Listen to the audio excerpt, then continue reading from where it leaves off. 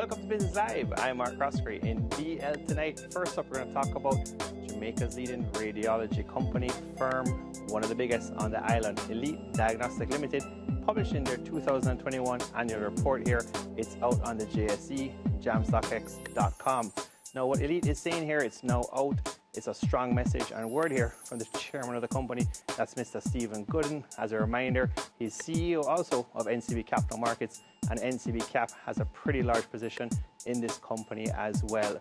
Now, Knutsford Express Services Limited, a discussion here for dividend payments. Knutsford Express, not a too big or too high dividend yield stock, but it's good to see some cash flow potentially coming back to potential shareholders here or ordinary shareholders here if this board meeting goes well. It's scheduled for Friday, November 5th, 2021, where the directors will consider this. Now, Seprod Limited, on a similar note, dividend consideration.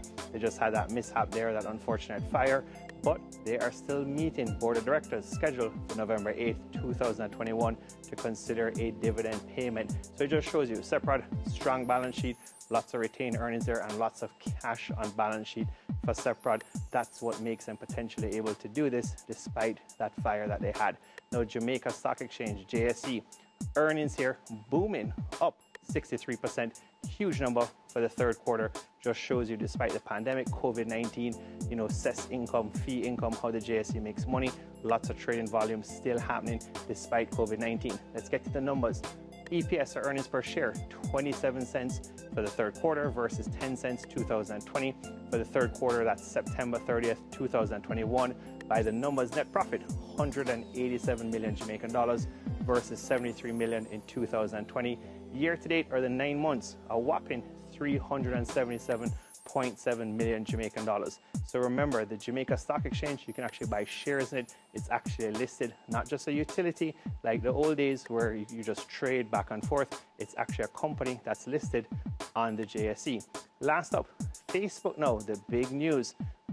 Mark Zuckerberg, changing the company name after a lot of negative public relations, a lot of heat in the media, to the big name now, Meta. We'll see how it goes. Lots of analysts are saying, going away from maybe the core, changing the name. It could be a car crash or it could be a big thing. You always see that out there. It occurred today at the Facebook Connect conference, reflecting the company's plan regarding its ambition to go beyond social media.